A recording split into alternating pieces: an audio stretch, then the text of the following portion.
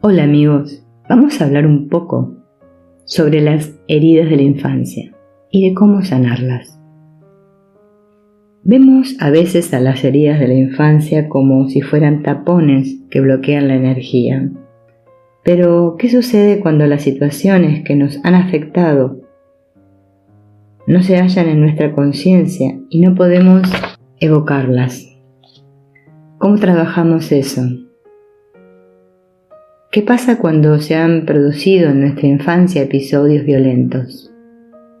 Existen experiencias y episodios que quedan escondidos y relegados, y esto es precisamente porque son muy dolorosos y antiguos. No obstante, cualquier energía retenida, por enterrada que esté, se manifiesta y tiende a salir, lo cual quiere decir que aunque no tenga el recuerdo de aquella experiencia original, puedo encontrarme de pronto con resonancias de esta experiencia original. Es decir, que esto estará saliendo. Un ejemplo clásico de esto es el abandono infantil. Y de un modo u otro todos hemos pasado por episodios de abandono, aunque externamente no fuera así, pero como niños lo hemos vivido así. Por ejemplo, porque nuestra madre tuvo sus dificultades, sus problemas o sus dinámicas, y esto generó episodios de abandono en algún grado. Como son muy antiguos y dolorosos, existe una angustia asociada a ellos, y se están reproduciendo continuamente, tanto en las relaciones de pareja, y de forma muy intensa. Cuando me siento más y más abandonado, es porque de alguna manera experimento la angustia de la experiencia del abandono de forma más profunda. Y eso hace que vaya experimentando de manera casi constante abandonos a lo largo de mi vida, que a lo mejor no son tales, pero la angustia de las primeras experiencias empuja tan fuerte desde su interior que me hace vivir estos episodios de forma recurrente. Podemos trabajar sobre esta manifestación del abandono abriéndonos al dolor y aceptándolo. Para ello lo ideal es reconocer el dolor y ubicarlo. Se trata de estar ahí, de localizar esa tensión, esa angustia, ese malestar, que no es más que una energía retenida para abrirme a ella, y así abrazar esa parte infantil que está dolida y que se siente abandonada, para ir calmándola poco a poco. Eso es lo que hay que hacer con los episodios de abandono que van apareciendo en nuestra vida adulta y que son reflejos del original. Otra manera de trabajar esto es ir haciendo un trabajo de conocimiento de la infancia, viajar hacia atrás con el afán de entenderse y de ver cómo se ha ido construyendo uno.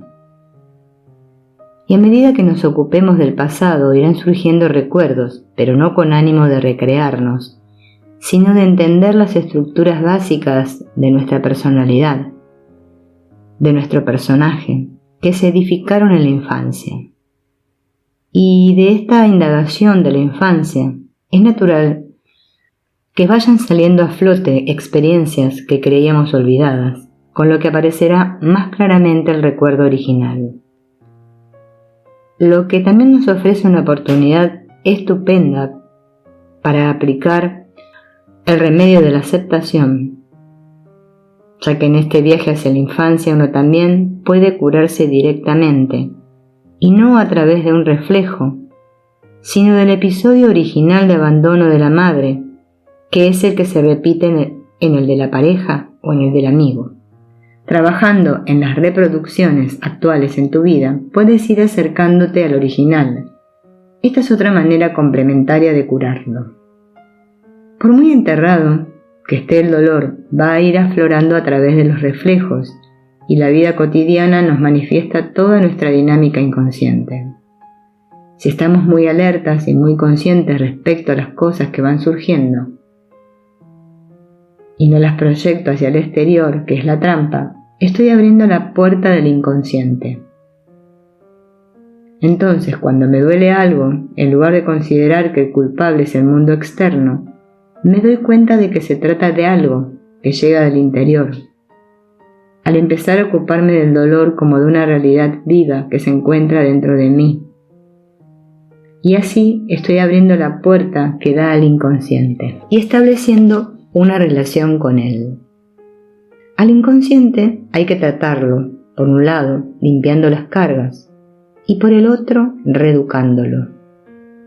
Debemos entender que las cargas y el dolor se han de limpiar, pero también que ese dolor ha sido generado por una mentalidad y unas ideas determinadas, y que cuando éramos niños nos hemos sentido dolidos o abandonados, porque nos habíamos situado mentalmente de una manera equivocada en relación con nuestra madre o con el mundo. Entonces toda esta mentalidad que origina el dolor debe ser reeducada, es decir, cambiar la mentalidad infantil, es decir, cambiar la mentalidad inconsciente e infantil. Cuando niños asumimos una mentalidad errónea de que nosotros no éramos nada y de que todo nos venía dado desde fuera, una mentalidad inevitablemente equivocada que generó una debilidad y una propensión continua hacia el dolor y la enfermedad. Porque si yo considero que no soy nada, dependo totalmente de lo de fuera para abastecerme y sentirme pleno, seguro y con valor. Y dado que lo de fuera siempre me va a fallar, sentiré la herida inevitablemente de la falta de aquello que creo que necesito y que está fuera de mí. Entonces debemos curar el dolor a base de amor, pero también de reeducación. Y darnos cuenta de que a este niño, a esa parte inconsciente, hay que hacerle ver que nuestro fondo está absolutamente lleno de riqueza, que no somos más que eso y que la vida es lógicamente una consecuencia de eso. El acercamiento al inconsciente es importante para poder entender cómo vivir el momento presente con conciencia. Estando con mucha conciencia podemos advertir lo inconsciente. El problema es que, puesto que vivimos el momento presente de manera muy superficial, no conseguimos tener conciencia de lo subjetivo y menos de lo subjetivo profundo, que es lo que llamamos inconsciente, y aún menos de lo más profundo, a lo que llamamos esencial. Pero cuando vamos siendo más y más conscientes, porque esta parte más esencial se va despertando, también podemos vivir las circunstancias percibiendo nuestra subjetividad y sus factores inconscientes con mayor claridad. Vivir conscientemente el presente permite que este inconsciente aflore. Los episodios violentos son como los demás episodios, y lo que quieren decir es simplemente que existe toda una carga de energía reprimida, normalmente ligada a ideas erróneas que hay que liberar. No hay que tener miedo de los episodios violentos, ni de los de angustia o tristeza.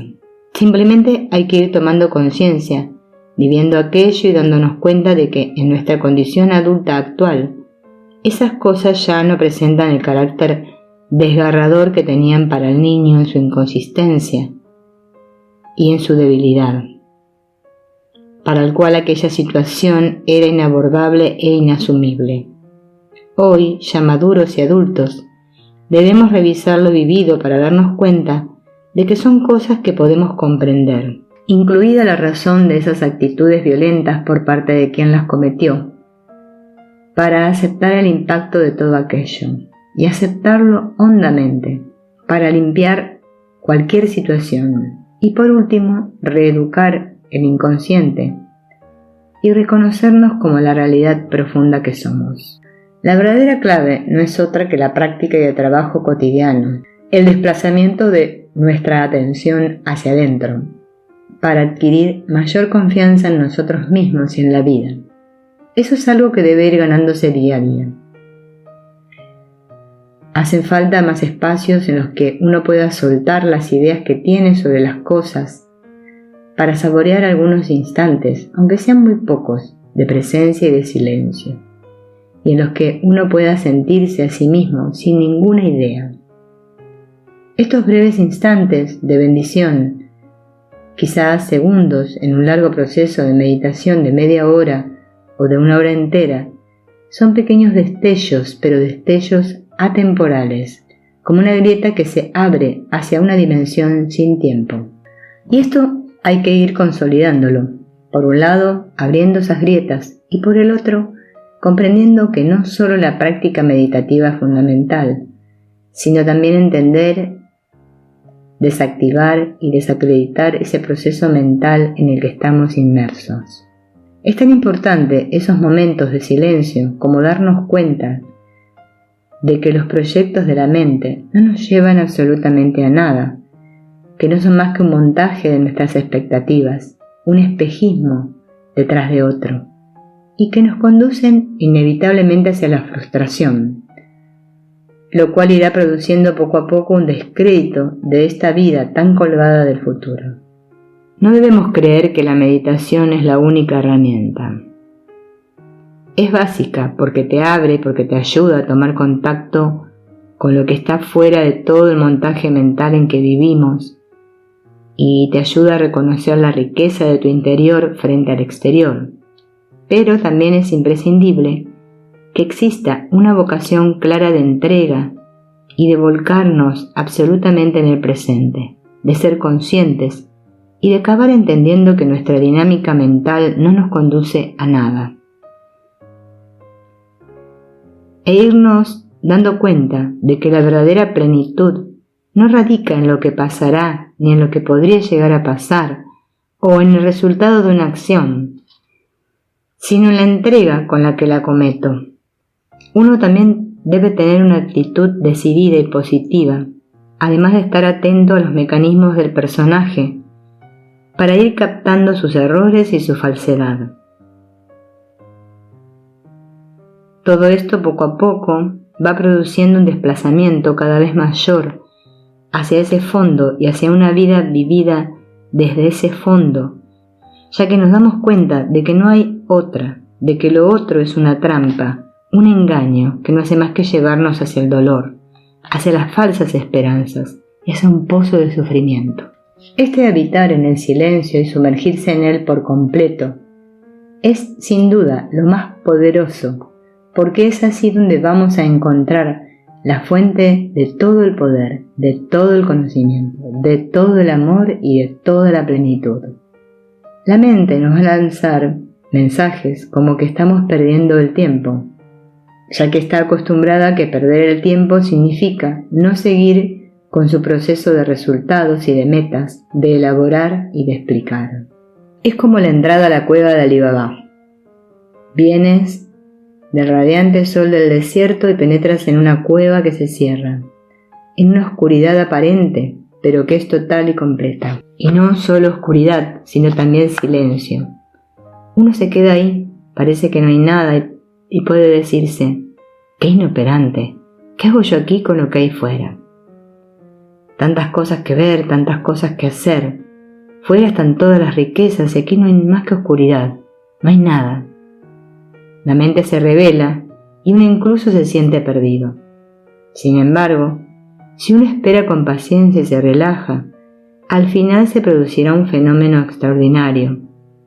Las pupilas se dilatarán y el oído se afinará, es decir, los sentidos se harán sensibles a unas nuevas condiciones, que es lo mismo que sucede desde lo profundo.